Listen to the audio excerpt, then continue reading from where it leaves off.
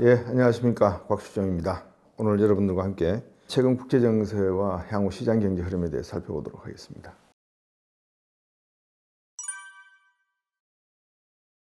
지금 다 드러나고 있죠. 사실 트럼프 대통령이 취임식을 하시고 3개월 만에 해방의 날을 발표를 하시면서 관세무역 협정을 전 세계적으로 부과하겠다, 관세를 부과하겠다라고 발표를 하면서부터 세계 경제의 어떤 지경학적인 이슈가 불거졌죠. 그 와중에는 3년 넘어서 4년째로 가고 있던 러시아 우크라이나 전쟁이 있었고요.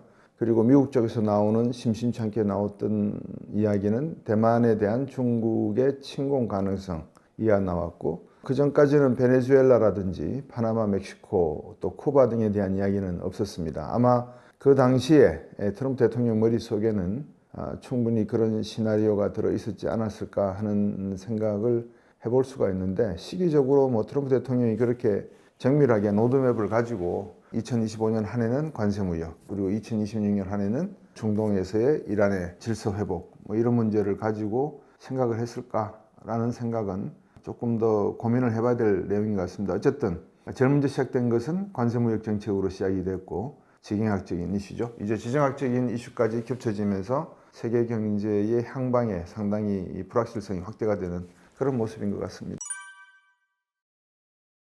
이제 그 말씀을 드리기 전에 주요국들이 가지고 있던 현안 문제부터 좀 말씀을 드려야 될 게 뭐냐면, 우리가 이제 막상 어떤 문제를 맞닥뜨리게 되면 그 문제만 가지고 이야기를 하거든요. 근데 그 이야기 전에 있었던 이야기가 2020년부터 2023년까지 팬데믹이 있었죠. 팬데믹은 여러분 다 아시다시피 재정을 확대를 했고 금리를 낮춰서 돈을 풀었었습니다. 돈이 엄청나게 풀렸던 시점이고요. 이제 그런 것들이 누적되어 오다가 2023년부터 회복이 됐는데, 미국 입장에서도 그렇고 일본 입장에서도 그렇고 EU 국가들 입장에서도 그렇고 두 가지 문제가 동시에 들이닥치겠죠. 하나가 재정이 어떻게 될 것인가, 두 번째는 통화정책을 어떻게 해야 되나, 금리를 올리기 시작을 해야 되나, 아니면은 가파르게 올리나, 아니면 서서히 올려야 되냐. 그래서 재정과 통화정책에 대한 이슈가 중요한 이슈로 등장하던 시기였습니다. 중국은 상대적으로 좀 빠져 있었다라고 생각하실 수가 있는데, 중국은 이미 2020년대 초반부터 부동산 경기가 악화되면서 부동산 개발업자들의 부실 문제, 헝다라든지 백예유엔, 그리고 작년에는 왕커 그룹까지 총체적인 아마 버블 붕괴에 따른 잃어버린 30년이 시작되던 시기였기 때문에 중국에 대해서 관심은 많이 안 가지셨는데, 일단 재정과 통화정책이라는 측면에서 놓고 보면 전 세계 주요 국가들은 그 문제를 팬데믹 이후에 직면하게 되었다. 자, 그 와중에 이제 이슈가 불거진 게 관세가 부과가 되면서 트럼프 대통령 입장에서는 이 재정 적자를 매년 1조 3천원 정도 늘어나는데, 이거 그대로 놔뒀다가는 조만간에 40조가 넘어가고 GDP 대비해서 한 110%가 훌쩍 넘어갈 것 같다. 이대로 가면은 안 좋다. 국가 경제에, 또 달러 기축통화 지위에, 이런 생각을 하셨겠죠. 그래서 관세무역 정책이라는 것을 발표를 하신 것 같고, 그 와중에 트럼프 대통령이 올해 들어서 생각을 했던 게, 미 연준에서 통화 정책을 통해서 금리를 계속 내려줬어야 되는데 지난 한 해 동안 내리지를 않았어요. 내려봤자 한 3번 정도 내려서 3.75%까지가 됐는데, 케빈 워시 연준 의장을 지명하는 순간부터 증시가 흔들리기 시작을 하고, 스티븐 마이런 자기가 총회하는 백악관 경제자문위원회 위원을 갖다가 연방준비은행 이사로 임명을 함에도 불구하고 금리는 내려갈 기미를 보이지 않았고, 미 연준과 대통령의 어떤 그 기싸움이 또 한창 진행이 되고 있었던 상황. 이제 또 그 와중에 새로운 산업적인 측면에서는 AI라고 하는 인공지능 산업이 기업과 개인들 간의 어떤 생활 속에 파고드는 그런 모습들을 보이면서, 출발점인 데이터 센터의 건설, 인프라인 발전소의 건설, 거기에 드는 연간 7천억 달러가 넘는 막대한 비용의 조달, 기업과 정부 모두가 다 재정과 통화 정책의 중요한 이슈들을 안고 있는 이제 그런 상황이었다라고 봐야 되겠죠. 그거를 돌파하는 방법 중에 하나를 선택한 게 트럼프 대통령은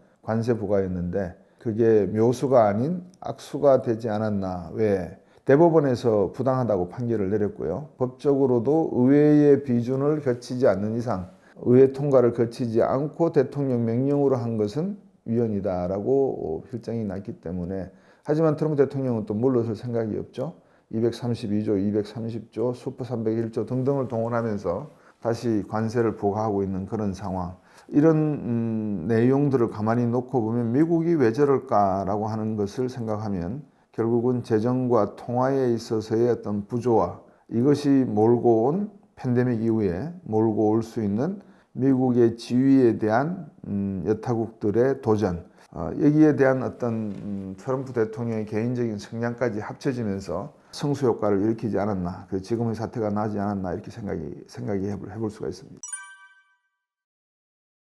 이제 미국과 이란 전쟁의 시작점에 대해서 이제 지정학적 리스크인데요. 앞에서 제가 이제 지경학적인 리스크는 말씀을 드렸고, 재정과 통화 정책 측면에서 유럽 경제는 금리를 낮추고 있었고, 인플레이가 잡히는 그런 모습인 상황이었고, 미국도 인플레이션이 2% 중반까지 내려오고 있으면서 실업률이 4.3, 4.4 어느 정도 안정되면서 미국 경제는 견조하다. 그래서 지난해 3분기, 4분기 경제 성장률이 거의 뭐 5%, 4% 분기 성장률이 연율로 그렇게 추정이 되던 상황이었기 때문에 지경학적인 리스크는 상대적으로 좀 잊혀져 가고 있는 그런 상황이었고, 단지 이제 무역 협정이 좀 지나치다. 그래서 국별로 미국에 투자할 수 있는, 마가를 위해서 기여할 수 있는 바를 이야기해달라라는 측면에서 논의가 되는 와중에 올해 들어서 트럼프 대통령이 베네수엘라, 멕시코, 파나마 등등의 미국 자산의 확보, 또 그린란드와 캐나다에 대한 CCBB,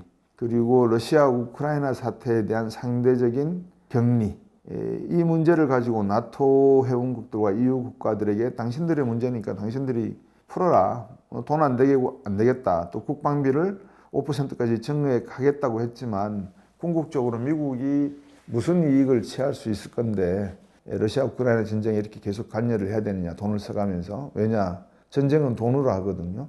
이제 그런 관점에서 사실상 전쟁을 일으키기가 뭐 할 것 같은데, 제가 볼 때는 트럼프 대통령의 성향을 여러분들이 잘 좀 이해를 하셔야 될 것 같아요. 그러니까 우리가 그냥 뭐 트럼프 대통령이 결정했다 이거를 가지고 이야기하는 것보다 저분은 이런 성향을 가지고 있기 때문에 앞으로 이런 모습으로 갈 거다라고 하는 예측성이 있어야 되거든요.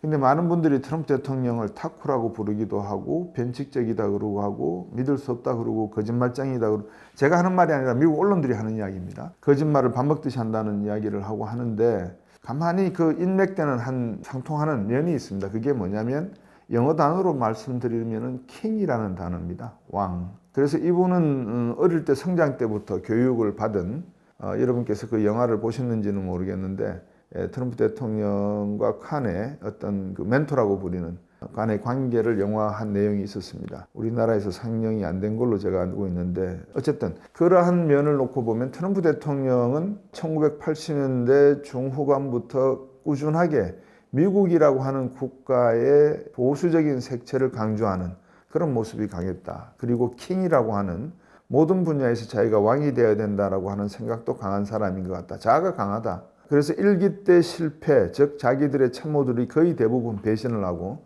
등에 칼을 꼽은 상태에서 2기가 들어서면서 자기가 믿을 수 있는 사람만 주요 요직에 앉혔고, 지금도 정책을 하시는 걸 보면은 말 그대로, 영어 그대로 Secretary of Defense, Secretary of State, Secretary of Commerce, Secretary로 일을 시키는 것 같고, 어떤 중요한 논의를 같이 논의하는 것 같지는 않아요. 그래서 이번 이스라엘과 함께 이란을 친 내용에도 보면 트럼프 대통령 혼자서 결정한 것 같아요. 제 느낌에. 누구의 꼬임을 받아서? 네탄야후 이스라엘 총리의 꼬임을 받아서. 그럼 네탄야후도 사실은 좀 들여다봐야 되죠. 이스라엘 안에서 그렇게 정치적인 입지가 강한 사람이 아니고 사법개혁으로 상당히 대법원과 마찰을 일으켰고 정치 권력 문제도 있었던 사람인데, 1차 이란 폭격과 함께 어느 정도 그립을 좀 강하게 잡으면서 이번에도 트럼프 대통령과 1대1 대화를 통해서 전쟁 참여를, 트럼프 대통령의 그 야욕을 건드렸지 않냐. 저는 심리전에서 네타냐후 이스라엘 모사드와 네타냐후가 승리를 한 것 같다.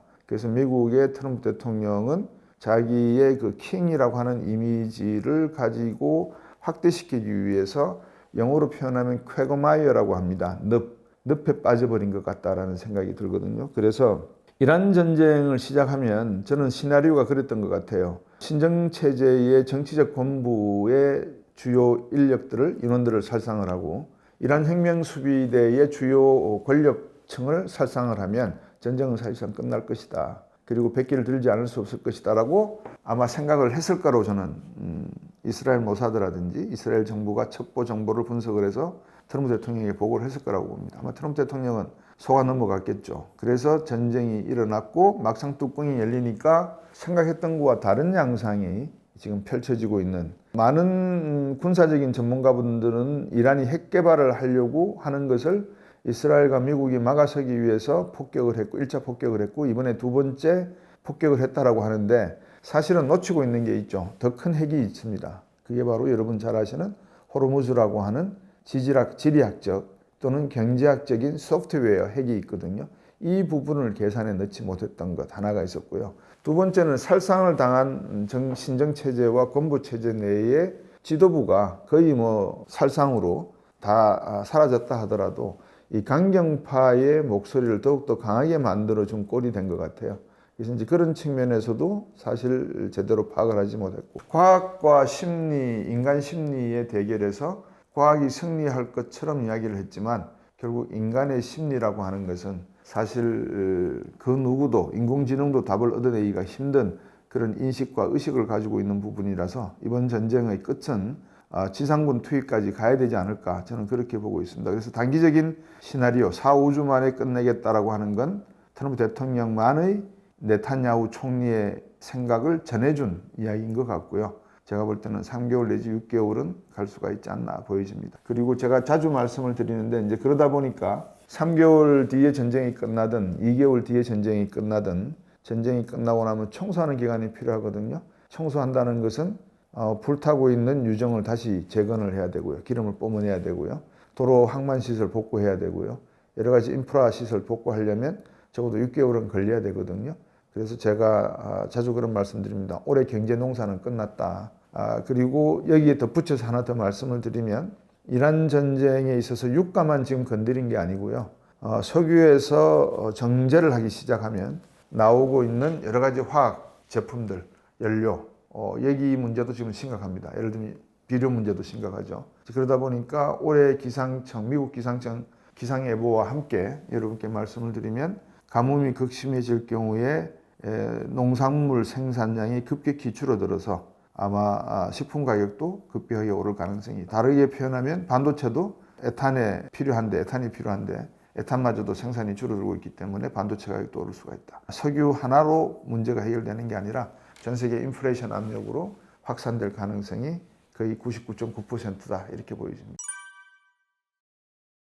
미국 금리 인하에 왜 실패하냐면요. 유가가 이렇게 올라가잖아요. 브렌트 유가 $100 넘어가고 지금 $170까지 배럴당 이야기가 나오고 있고, 두바이유는 벌써 한 $140, $150까지 가고 있고, 서부 텍사스 충전유도 98불 언저리에서 지금 왔다 갔다 하고 있는데, 유가가 올라가게 되면 앞에서도 말씀드렸지만 모든 지금 우리가 일생활에서 쓰고 있는 제품들은 석유화학 제품들입니다. 제가 입고 있는 옷도 석유화학 제품이 들어가고요. 여기에 잡혀 있는 마이크도 석유화학 제품으로 만든 제품이고요. 그러니까 모든 가격들이 다 올라가죠. 가격이 올라간다는 건 인플레이션이죠. 우리가 1차, 2차 오일 쇼크 때 70년대 초반, 80년대 초반 경험해 보셔야 아시겠지만 유가가 올라가면 모든 최종재 가격이 올라갈 수밖에 없습니다. 그러면 그걸 인플레이션이라고 그러죠. 보통 인플레이션은 경기가 좋을 때 일어나죠. 근데 지금은 경기가 나쁠 때 일어나니까 우리가 스태그플레이션이라고 표현을 합니다. 성장은 낮아지고 물가는 올라가고, 원래대로 하면 성장도 좋아지고 물가도 올라가고, 이게 인플레이션이거든요. 근데 지금 상황은 이제 스태그플레이션을 우려해야 되는 그런 상황인데, 왜 금리 인하를 실패할까? 물가가 올라가는데 금리 인상을 해야 되잖아요. 케빈 워시 연준 의장을 임명시켜 놓을 때 면접에서 분명히 트럼프 대통령은 그러셨을 거예요. 당신 내 말 잘 들을 수 있나? 금리 인하해라. 1.5%포인트까지는 인하해라. 아마 그런 이야기를 들었을 겁니다. 케빈 워시 연준 의장은 앞으로 저 통화위원들을 어떻게 설득을 하지, 연준 지역위원장들을 어떻게 설득을 하지 고민을 하고 있을 건데, 속으로는 어떻게 보면 살았다 할 수도 있습니다. 왜? 금리 인하의 가능성이 지금은 많이 줄어들었거든요. 오히려 금리를 인상해야 될 압력이 높아지고 있죠. 인플레이션 때문에. 자, 이제 그렇게 되면 어떤 일이 벌어질까? 도미노 현상이 일어납니다. 금리가 올라가죠. 여러분들 언론을 통해서 많이 들으셨잖아요. AI의 주요 기업들, 구글, 메타, 테슬라, 애플, 알파벳, 엔비디아, 오픈 AI, 뭐 오라클, 코아위브, 기타 등등 모든 회사들이 어떻게 지금 돈을 쓰고 있죠? 돌려막기 하고 있거든요. 순환 출자 구조로. 거기다가 최근에 사모펀드 대출 문제 들으셨죠? 뱅크런 발생할 수 있다는, 펀드런 발생한다는 거. AI가 발전하다 보니까 SaaS, 소위 말해서 Software as a Service라고 하는 소프트웨어를 팔던 기업들이 거의 지금 수익이 나지 않고 있는 상황. 뭐 이런 현상들이 다 일어나다 보니까 시중에는 자금이 마르거든요. 논두렁은 갈라지는데 비는 오지 않고 있다. 햇빛은 쨍쨍, 그러니까 인플레이션. 유가로 인해서 햇빛은 쨍쨍 비추고 있다. 논바닥이 거북이 등껍질을 갈라지듯이 갈라진다. 그러면 금리를 올리게 되면 이 햇빛의 차양을 다 걷어버리, 지금 이 햇빛의 차양이라도 이렇게 막아줘야 되는데 그 막을 것도 없다는 내용이죠. 막는 게 뭐냐? 뭐 금리를 올려서 어느 정도 햇빛 차양을 차단해 줘야 되는데 비 내릴 생각은 없고, 그래서 금리를 올려야 되는데 트럼프 대통령은 자꾸 금리를 내리라 그러니까 케빈 워시 연준 의장 지명자는 한편으로는 살았다 싶을 겁니다. 그러면 금리를 올리면 무슨 문제가 생기느냐? 방금 말씀드렸죠. AI 기업들과 사모펀드 대출 기업의 대출을 받았던 기업들이 원금을 못 갚을 수가 있거든요. 그러니까 회전이 안 된다는 거예요. 그럼 어떤 일이 생기죠? 뭐 동맥경화가 생기는 거죠. 그러면 세계 경제에는 상당히 어두운 그림이 그려질 것이다. 그래서 케네스 로고프 교수도 같은 말을 했습니다. 아마 4, 5년 내에 세계 경제에 아주 먹구름이 드려질 가능성이 크다. 이런 이야기를 했고, 그 촉발점이 정책적으로 보면 재정과 통화정책의 한계에 있고, 그 재정과 통화정책의 한계를 불러일으킨 것은 이번 이란 전쟁을 통한 유가의 원유의 상승에 있고, 그러한 것을 일으키게 된 또 다른 원인에는 트럼프 대통령의 킹이 되고 싶어하는 그런 개인적인 심리, 그리고 부동산 개발을 했다는 분이 전혀 경제를 모르시는 분 같아요. 네, 그러한 무지함이 결국은 이번 사태의 단초가 되지 않았나 싶습니다. 미국 증시에 숨겨진 금융지뢰가 뭘까요? 방금 말씀드렸던 금리가 올라가게 되면 AI 산업이 버블이라는 게 입증이 되거든요. 그러니까 버블은 아닌데 버블인 것처럼 될 거예요. 왜냐하면 돈이 안 돌잖아요. 돈이 들어와야 뭔가를 할 수가 있는데 투자 지금은 투자하는 기간이거든요. 예를 들어서 우리가 스마트폰을 사용하려고 그런다. 그러면 뭘부터 해야 되나요? 광 케이블 깔아야 되잖아요. 그리고 스위치 만들어야 되잖아요. 텐덤 스위치, 로컬 스위치 만들어야 되고, 그 다음에 또 뭐 해야 되죠? 송신기, 수신기 다 달아야 되잖아요. 그게 인프라 투자거든요. 우리가 말하는 썬크 코스트가 발생한 매몰 비용이 발생하는 부분이에요. 그 부분에 대한 투자가 지금 이루어져야 되지 않습니까? 데이터 센터 지어야죠. 그거를 뭐 우주에 짓겠다, 어제에 짓겠다 하고 하는데 일단은 땅 위에다가 지어야 되기는 사실이거든요. 냉각도 필요하고요. 발전도 필요하고요. 송전 배전망도 필요하고요. 거기에 들어가는 자본 규모가 7천억 달러가 넘는다고 제가 조금 전에 말씀드렸잖아요. 이 돈이 안 돌면 어떻게 되죠? AI 산업이 지연이 되겠죠. 지연되는 것만으로도 괜찮은데 수많은 돈을 회사채를 빌렸고 또 자금 대출을 얻었는데 그 이자 비용을 어떻게 감당을 하죠? 이자가 치솟을 건데 이제 그런 문제가 결국 미국 증시에 숨어 있는 지연내관이다 이렇게 보여지고요. 그러면 AI 산업만 피하면 되느냐? 그렇지가 않죠. AI 산업이라고 하는 게 부품 하나로 만들어지는 게 아니지 않습니까? 거기에는 광물도 들어가고 거기에는 배터리도 들어가고 거기에는 센서도 들어가고 거기에는 GPS 시스템도 들어가고 수많은 부품 소재 산업이 연관이 되어 있는데 단순하게 AI 산업이다라고 표현하는 것은 잘못된 것 같아요. 그래서 총체적으로 만약에 그런 사태가 발생한다면 미국 내에서도 커다란 싱크홀이 발생할 수가 있고 그 싱크홀은 1987년 블랙 먼데이라든지 2000년 닷컴 버블이라든지 2008년 서프라임 위기 때의 경기 후퇴와는 성격이 사뭇 다를 것이다. 싱크홀의 깊이가 더 깊고 넓어질 것이기 때문에 대불황적인 사태가 또다시 한번 나타날 가능성이 있다. 이렇게 보여집니다. 많은 분들이 앞으로 3년의 세계 경제가 어떤 방향으로 갈지에 대해서 많이들 궁금하실 것 같아요. 저는 2027년 아마 머니인사이드에서 처음 말씀드렸을 것 같아요. 한 3개월, 4개월 전인가요?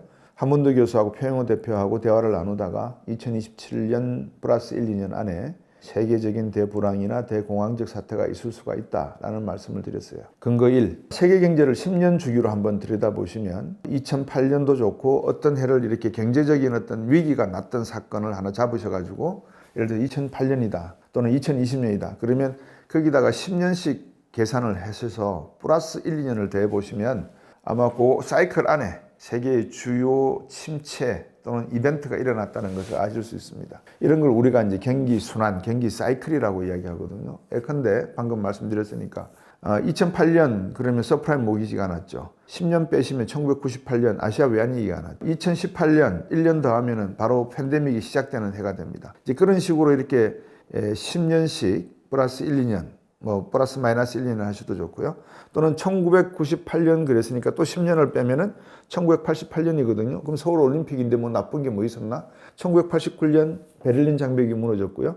1990년 독일이 통일이 됐습니다. 1991년 러시아가 붕괴됐고요. 이제 이런 식의 하여튼 커다란 사건들이 10년을 주기로 해서 플러스 1, 2년 안에 뭔가 굵직굵직한 게 터져요. 그러면 2023년, 2028년에 터졌으니까 2029년, 그 다음에 2029년에다가 그렇죠. 2029년이 되죠. 그러니까 2027년이 되면 2029년은 2027년에 2년을 더한 해가 되잖아요. 그럼 왜 제가 2027년을 기준으로 잡았느냐?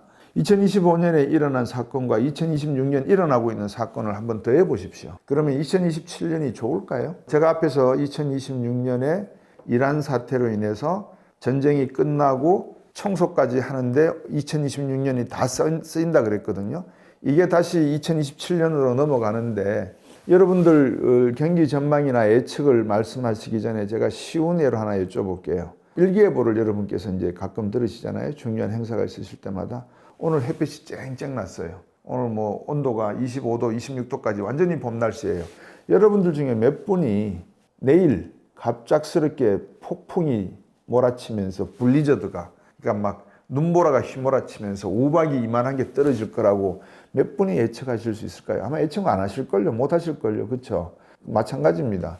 그러니까 올해 경제가 안 좋으면 내년 경제가 좋다라고 예측하는 것은 이상하잖아요. 그래서 2027년에도 경제가 그렇게 나쁘지는 않지만 전쟁이 끝났다고 가정을 하면 그렇게 좋지도 않아요. 왜냐 그러면 이제 어느 정도 청소도 하고 새로운 질서를 만들어가는 과정을 가져가려면 2027년 상반기까지는 그냥 그대로 이렇게 가야 되거든요. 그러면 2027년을 기준으로 해서 2년 사이에 어떤 일이 벌어질까 여러분께서 한번 몇 가지 중요한 지정학적, 지경학적 리스크를 생각해 보시면 돼요. 첫 번째는 트럼프 대통령의 임기가 2028년에 끝이 난다면 2026년 11월 달에 있는 중간선거에 보나마나 하원은 민주당이 다수당이 될 것 같거든요. 그리고 33명을 뽑는 상원에서는 어떨지 모르겠습니다. 공화당이 다수당이 될 가능성이 있죠. 근데 만약에 상원마저 다수당이 민주당이 된다면 아마 임피치먼트라는 단어가 분명히 나올 거예요. 탄핵 이야기가. 여러 가지 사건들이 아직 계류 중에 있죠. 앱스타인 사건도 그렇고. 그 다음에 최근에 일어난 많은 대통령의 경제 권한의 확대에 관한 내용들도 의회를 거치지 않은 내용들이 너무나 많습니다. 이 이야기 다 끄집어내려고 그러면 한도 끝도 없이 생각해 보십시오.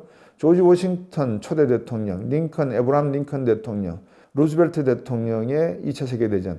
이 대통령들이 전쟁에 참여할 때, 전쟁을 일으킬 때 가지고 있던 명분과 도덕적 윤리성이 트럼프 대통령에게는 얼마나 있다고 여러분들 생각하십니까? 베네수엘라 대통령을 잡아오고 이란을 폭격을 하고 이제 이러한 내용들이 어느 정도 흙탕물을 일으켰다가 침전돼서 가라앉을까지는 한 1, 2년의 시간이 더 필요하지 않겠나 하는 생각이 첫 번째 드는 이유고요. 두 번째는 만약에 금리가 통화정책과 재정정책 이야기를 안 할 수가 없는데 미국 입장에서는 돈을 많이 풀어놓은 게 미국 기축통화 지휘에는 오히려 도움이 될 것이다 라고 생각하는 것도 일간 이해가 되는 부분도 있습니다. 근데 이제 통화정책 측면에서 한번 놓고 보시죠. 돈이 많이 풀렸으니까 금리는 떨어져야 되잖아요. 금리는 떨어져야 되면 돈값이 없으니까 떨어졌으니까요. 그래서 이제 금리를 떨어뜨린다고 가정을 해보시죠. 그런데 지금 상황에서 금리를 떨어뜨리면 인플레이션이 어떻게 될까라고 하는 1, 2년 사이에 인플레이션을 말씀드리는 겁니다. 안 되거든요. 금리를 떨어뜨리기가 힘들 겁니다. 그러면 3.5, 3.75를 유지하는 것이 바람직할 수도 있겠죠. 하지만 통화정책의 방향성을 잡지를 못하면 미국의 장기 펀드, 프랑스의 펀드, 10년 만기 펀드, 독일의 분트 10년 만기 펀드, 영국의 10년 만기 펀드 모든 게 다 금리 상승, 장기금리가 올라가는 그런 모습을 보여줄 거라고 저는 생각이 돼요. 그럼 금리가 올라간다는 것은 앞에서도 말씀드렸지만 다른 모든 새롭게 출발하는 산업들에게 제약 요건이지 이게 어떤 트리거, 경제가 막 확 불이 붙는 그런 상황은 아닌 것 같아요. 그래서 글로벌 경제 패권 이야기를 많은 분들이 하시는데 미국 경제가 그러면 쓰러지면 세계 경제는 좋겠나? 그리고 중국이 그 패권을 이어받을 수 있겠는가? 그건 아닌 것 같아요. 그럼 최대한 양보를 한다면 앞으로 어떤 경기 순환이 일어날지는 잘은 모르겠지만 대충 그래도 2027년 상저하고가 될 것이고 2028, 2029 자칫 잘못하면은 중국과 대만 사태라든지 일본에서 어떤 경제적 파급 효과라든지 뭔가 하나 잘못 지뢰를 밟게 된다면 큰 일이 일어날 것이다. 이제 그런 관점에서 우리가 앞으로 3년의 경제 패권을 놓고 중국에게 넘어간다 또는 유럽에게 넘어간다라고는 하기는 어려울 것 같아요. 단 그 가능성은 있습니다. 다극화될 가능성은 있습니다. 그러니까 100번 양보하면 미국 독재 체제에서 이제는 다국가 체제로 가야 되는데 이제 그 다음 질문이 있죠. 자, 그러면 중국 시진핑 주석의 리더십을 세계 만민이 따를 수 있겠느냐? EU의 리더십은 누가 가지고 있죠? 독일이 가지고 있습니까? 영국이 가지고 있습니까? 프랑스가 가지고 있습니까? 영국은 브렉시트 했으니까 일단 EU에서 빠져버렸고요. 그러면 독일이 리더십을 가져가면 프랑스가 오케이 할까요? 반대로 프랑스 마크롱 대통령이 유럽의 리더십을 가져간다. 카리스마가 있어서 가져간다 그러면 독일이 오케이 할까요? 영국은요? 그러니까 이런 문제가 남아있는 거예요. 그래서 아마 세계는 다극화 정도는 생각할 수가 있는데 그래도 미국 중심의 일극 체제가 지속될 수밖에 없을 거로 보여지고 단지 여기서 많은 분들이 생각하시는 대로 그럼 중국의 어떤 시진핑 주석의 계획은 뭐냐 그리고 러시아 푸틴의 계획은 뭐냐 막 이런 것들을 생각하실 수 있을 거예요. 굳이 말씀을 드리면 이번 이란 전쟁에서도 가장 수혜를 받은 분은 러시아의 푸틴 대통령이죠. 기름값이 엄청나게 뛰어버렸잖아요. 제가 만약에 푸틴 대통령이면요, 이란에게 미국의 주요 정보를 다 흘려줬을 거예요. 여기 폭파해라, 여기 미사일 던져라, 여기 미사일 던져라. 왜? 이란 전쟁이 오래되면 오래될수록 타격은 미국에 가고 세계 경제에 가고 기름값은 오르고요. 러시아 우크라이나 전쟁으로 그동안에 들었던 수많은 비용을 만회할 수 있는 기름값이 만들어지고 자기는 거기에서 떨어져 있지 않습니까? 기름만 팔면 되는데요. 뭐 제조하는 게 없지 않습니까? 막아 외칠 필요 없잖아요. 그런 측면에서 놓고 보면 러시아 푸틴 대통령의 리더십을 따를 수 있을까? 어려울 것 같아요. 시진핑 주석? 세계를 위해서 노력하는 게 없잖아요. 이란의 호르무즈 해협을 열게 하기 위해서 이란을 설득한다든지 미국과 중재를 할 수 있다든지 그런 능력은 보이지 않고 있거든요. 또 그런 파워도 주지도 않을 거고요. 그런 측면에서 앞으로 3년 동안 글로벌 경제 패권은 미국 중심으로 계속 흘러가긴 가지만 미국 경제가 삐끄덕할 경우에는 세계 경제도 같이 삐끄덕할 가능성이 상당히 높아 보인다. 저는 그렇게 보고 있고 AI 이야기를 많이 말씀을 드렸어요. 여러분들께서 좀 알으셔야 될 내용이 있습니다. 그게 뭐냐면 우리가 그냥 AI 그러고 그게 마치 뭐 알파고에서 시작된 것처럼 그렇게들 다 알고 계시는데 그렇지 않습니다. 여러분들이 역사를 제대로 보시면 1983년도에 일본 정부가 5세대 컴퓨팅 프로젝트를 시작을 합니다. 그 5세대 컴퓨팅 프로젝트라고 하는 게 뭐냐면 지금 엔비디아가 GPU 칩을 백열식으로 이렇게 나누잖아요. 그 당시에 일본이 반도체 생산을 하고 있을 때입니다. 일본이 86년도에 미일 반도체 협정으로 반도체 생산이 제한이 되고 90년도 2차 미일 반도체 협정으로 반도체 생산이 완전히 끊어집니다. 그 반도체 생산 끊어진 것을 한국이 가져와서 대만이 TSMC가 받아와서 지금까지 만들어 온 거예요. 그러면 일본의 1983년도 5세대 컴퓨팅 프로젝트가 뭐였느냐? 미국과 영국이 그 내용을 듣고 난 다음에 깜짝 놀라버린 거예요. 왜? 이게 바로 지금 말하는 AI를 하겠다는 겁니다. 그 당시에 1983년도에. 그래서 미국 국방성에 다르파라고 하는 국이 있습니다. Defense Advanced Research Project Agency의 약자인데요. 연구국 정도로 번역을 할 수 있겠네요. 그러니까 우리나라로 말하면 국방과학연구소 되는 곳에서 깜짝 놀라서 그 5세대 컴퓨팅 프로젝트 일본 거를 들여다보니까 일본이 반도체 생산할 때라 제가 말씀드렸습니다. 이거는 인공지능으로 가겠다는 거예요. 저는 여기다 하나를 더 집어넣었어요. 뭐냐면 일본이 5세대 컴퓨팅 프로젝트를 생각할 수 있었던 배경에는 물론 1968년 달나라로 미국이 가고 스푸트니크호가 58년도에 러시아가 유성을 쏘아 올리고 새로운 컴퓨팅 시대가 열리기 시작할 가능성을 보면서 5세대 컴퓨터 시대에는 어떤 식으로 가겠는가의 기술 발전의 진화에 대한 연구를 하겠다고 하는 입장은 되는데 그 트리거가 뭐냐라고 볼 때 저는 일본이 제국주의 시대 때 가졌던 인체 실험을 배경으로 한 여러 가지 데이터를 어떻게 하면은 기계와 인간의 관계를 엮을 수 있을까 이 고민을 하기 시작했던 것 같아요. 그게 1984년 5세대 컴퓨팅 프로젝트입니다. 그거를 미국 다르파와 영국이 알고서 미국 같은 경우에는 10억 달러를 투자를 합니다. 그래서 새로운 스트래티직 컴퓨팅 프로그램이라고 만듭니다. 그 스트래티직 전략적 컴퓨팅 프로그램 내용이 뭐가 있느냐? 자율자동차를 만들고 드론을 만들고 인공지능을 만들어서 새로운 컴퓨터 시대를 열겠다라고 하는 게 그 프로젝트 안에 들어가 있습니다. 그러니까 우리가 알고 있는 인공지능 프로젝트가 최근에 막 발의된 게 아니라 시초가 누구라고요? AI라고 하는 단어를 누가 만들어냈을 거라고요? 뭐 미국이나 다른 데서 만들어냈겠죠. 근데 그거를 직접 한번 실전에 옮겨보겠다고 나선 나라가 누구였다? 일본이었다라고 저는 생각합니다. 언제? 1983년. 영국이 또 깜짝 놀랍니다. 그래서 83년 같은 해에 알베이라고 하는 프로젝트를 출범을 시킵니다. 미국 국방고등연구기획국이 갖고 있는 프로젝트와 유사한 내용입니다. 그러면 여러분 알파고 많이 들으셨죠? 딥마인드. 딥마인드의 첫 창립자 12명이 어느 나라 소속인지 한번 보세요. 영국 옥스포드 공대 출신과 뮌헨 공대 출신들이 반반 섞여 있습니다. 다른 말로 하면 이미 영국도 알베이라고 하는 프로젝트를 통해서 인공지능을 연구했던 그 데이터가 쌓여서 1983년부터 미국과 영국이 일본의 자극을 받아서 AI를 준비해 왔다. 이렇게 봐야 되거든요. 그럼 다른 말로 하면 일본은 AI를 할 수가 있을까요? 없을까요? 있죠. 어떻게 하면? 미국이 용인을 하면. 어떻게 용인을 한다고요? 아니, 너들 반도체 기록 다 가지고 있을 테니까 지금부터라도 삼성, 하이닉스, 그다음에 뭐 화웨이, 샤오미 이런 친구들이 개발하기 전에 자네들이 먼저 개발해서 엔비디아라든지 미국의 미래 인공지능 칩에 필요한 내용을 생산을 해봐라. 그럼 일본이 당장 시작할걸요. 그런 가능성은 충분히 있습니다. 자, 그러면 미국은 일본을 믿느냐? 이제 그 문제가 답이 돼야 되죠.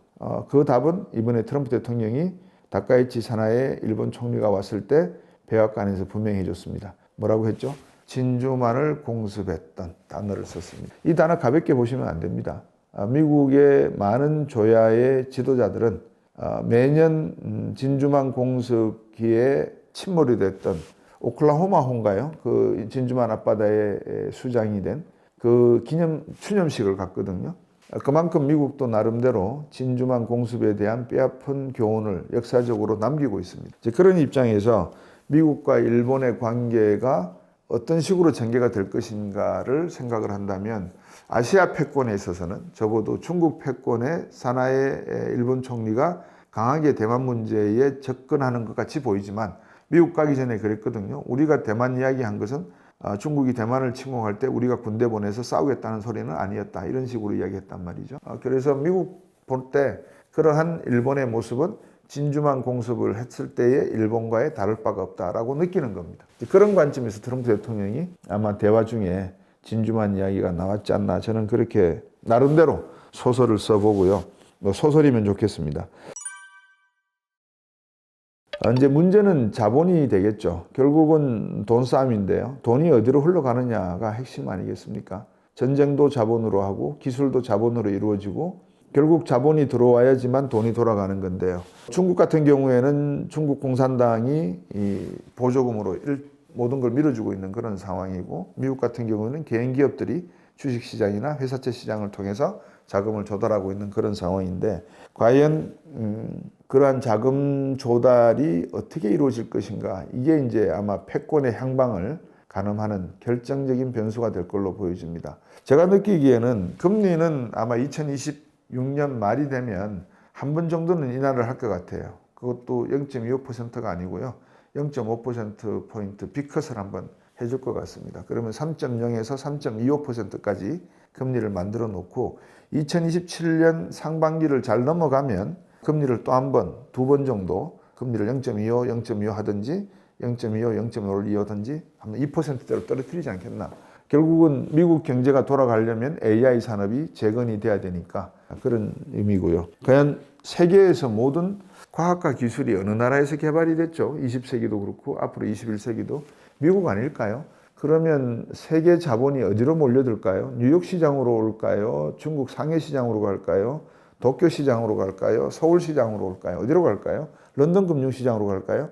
저는 미국 시장으로 계속 간다고 생각을 합니다. 그래서 어느 정도 이번 지정학적, 지경학적 리스크가 끝이 날 시점이 되면 미국의 자본주의 시장은, 금융시장은, 증시는, 회사채 시장은 또다시 한번 커다란 도약을 하지 않을까, 그런 낙관적인 시나리오를 한 면에서는 가지고 있습니다. 그럼에도 불구하고 다른 한쪽에서는 확률이 제로가 아닌 이상의 2027년 플러스 1, 2년 사이에 이 내용, 방금 제가 드린 이 시나리오가 부드럽게 가지 않는다면 한번 세계 경제는 크게 딱꾹질을 하다가 호흡이 멎는 그런 순간이 오지 않을까 하는 생각을 해봤습니다. 자, 이제 세계 경제의 미래에 대해서 말씀을 드려야 되는데요. 미국 증시의 호황이 착시 현상이 아닌가, 그리고 우리가 가져야 될 투자에 대한 철학은 뭘까, 개인 투자가들이 시장을 어떻게 해석을 해야 될까, 이 문제인 것 같아요. 결국은 이제 개인들이 자산을 지켜야 되고 개인의 자산을 지키는 것에서 뛰어넘어서 불려야 되지 않겠어요? 근데 답을 갖고 있는 사람은 없거든요. 사실은 답은 허공에 있죠. 이 허공에 있다는 말씀은 답이 없다는 말씀과 같아요. 그래도 우리가 워렌 버핏의 이야기를 듣고 벤자민 그레임의 이야기를 듣고 조지 소로스의 정심을 같이 먹으려고 비싼 값을 내고 매번 미국 언론에 대한 이야기를 듣고 하는 그 배경은 어떻게든 우리가 자산을 지키고 늘리기 위함이 아니겠느냐, 이제 그 문제 같아요. 그럼 제가 딱 세 가지 원칙만 여러분에게 질문식으로 던져보겠습니다. 첫 번째, 왜냐하면 이 답은 너무나 간단하고 명료하기 때문에 그렇습니다. 제가 보는 관점에서. 첫 번째, 세계 경제 성장을 이끌어온 국가, 과학과 기술과 상품과 서비스로 세계 경제를 이끌어온 국가는 어느 나라인가요? 첫 번째 질문이고요. 두 번째, 세계 어느 나라의 자본시장, 즉 금융시장이 주주 친화적이고 투명하고 일관된 정책을 그나마 투명하게 쓰고 있나요? 이 두 번째 질문. 세 번째 질문은 지금 상황에서 세계 주요 국가들의 금융시장을 이렇게 들여다보실 때 어느 나라로 돈이 몰려들고 있나요? 이 세 가지에 대한 답을 여러분께서 하실 수 있으면 그 나라, 그 시장, 그 종목이 앞으로 여러분의 자산을 늘릴 그런 대상입니다. 그러면 이제 여러분들께서 아마 증시와 채권에 대한 이야기를 하시는 것 같은데 금과 은과 같은 이런 실물 자산은 어떻게 생각을 하느냐라고 또 질문을 하실 수 있을 것 같아요. 금과 은은 여러분께 말씀을 드리지만 워렌 버핏은 지금 현재 38%를 현금으로 들고 있거든요. 2027년 플러스 1, 2년 세계 경제가 자칫 잘못하면 딱꾹질과 심호흡이 멈출 수가 있는 순간까지 갈 수 있다라고 제가 최악의 시나리오를 말씀을 드렸는데 그 최악의 시나리오를 대비한 자금이 아니고 세계 경제가 지금 트럼프 대통령으로 인해서 말은 안 합니다. 뭐 트럼프 대통령이 당선될 때부터 나는 요주의 인물로 생각을 해서 저 사람이 대통령직에 계실 때만큼은 투자를 거둬들이는 게 낫겠다라고 생각했다. 이 말씀을 제가 구체적으로 명시적으로 들은 바도 없고 제 혼자의 생각이지만 느낌은 그렇습니다. 그래서 일단 워렌 버핏은 2025년 12월 31일 버크셔 해스웨이 회장을 나올 때 현금 자산을 전체 포트폴리오의 38%로 들고 있습니다. 그리고 이 38% 현금이라고 하는 건 여러분 지금 녹화하는 날 오늘 3월 23일 월요일인데요. 한국 증시 서킷 브레이크, 사이드 브레이크 발동되고 난리가 났거든요. 여러분들 생각이 어떠세요? 돈만 있으면 더 사고 싶은 생각이 드시죠? 피가 낭자하니까, 그죠? 워렌 버핏도 그런 이야기 했습니다. 진정하게 돈을 벌려면 시장이 이렇게 어지러울 때 뛰어들 수 있는 사람이 되라, 이렇게 이야기하거든요. 로스차일드 가문도 그렇게 이야기합니다. 길거리에 피가 낭자할 때 주워 모아라. 뭐로? 실탄이 있어야죠. 실탄이 없으면 안 되잖아요. 지금은 많은 분들이 실탄을 모을 때다, 그렇게 이야기를 하고 있고, 그러다 보니까 금이라는 것과 은이라는 게 벌써 올해 들어서 지난해에 40% 내지 60% 이상 이렇게 금과 은이 각각 뛰었는데 은이 더 뛰었거든요. 올해 들어서 지금 엄청나게 빠지고 있어요. 60달러, 은은 60달러까지 내려왔고요. 금은 4,500달러까지 지금 내려오고 있고 이런 상황이거든요. 근데 선물 시장 여러분들 한번 들어가 보세요. 금과 은의 선물 시장을 들어가 보시면 답이 들어 있습니다. 제가 지금까지 말씀드린 것도 유가 선물 시장을 들어가시면 전쟁이 언제쯤 끝날 거다라는 게 시장은 예상을 하고 있습니다. 제가 구체적으로 말씀은 못 드리지만 여러분께서 선물 시장에 들어가셔서 원유 선물 시장을 딱 들어가시면 서부 텍사스 중진류 가격의 변화를, 선물 가격을 딱 들여다보시면 전쟁이 앞으로 2개월 내지 3개월 내에 끝난다고 보고 있구나. 그리고 내년쯤 되면은 하반기가 되면은 경제가 어느 정도 안정이 되어서 배럴당 70달러 초반 내지 60달러 후반대로 내려앉는구나. 이걸 보실 수가 있거든요. 보십시오. 그런데 동시에 금과 은 가격도 같이 보십시오. 과연 금과 은의 가격이 급락하고 있는지 아니면 어느 정도 최근의 추세에 맞춰서 일정한 그 변동성만 보여주고 있는지를 여러분께서 확인하시면 금과 은에 대한 필요성, 투자의 필요성에 대해서 여러분 나름대로 판단을 하실 걸로 생각을 합니다.